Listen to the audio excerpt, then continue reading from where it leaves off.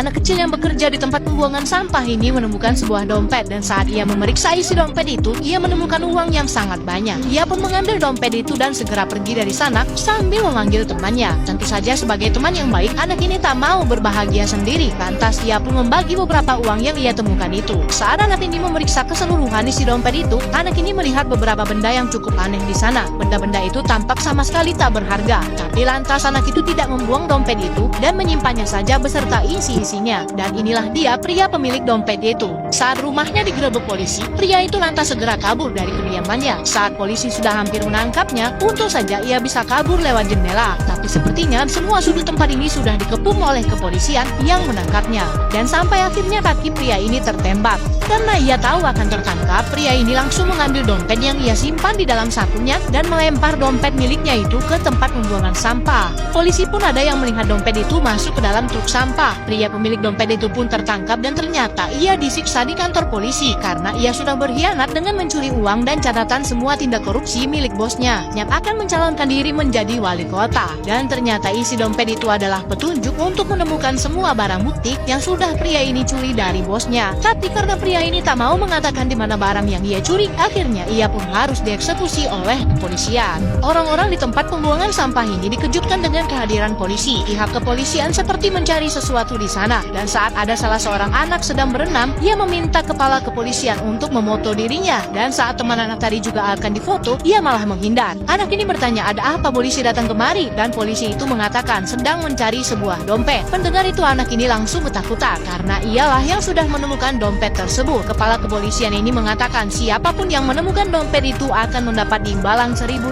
sebab isi dompet itu adalah sesuatu yang bisa mengungkap sebuah kasus korupsi yang besar. Mendengar itu,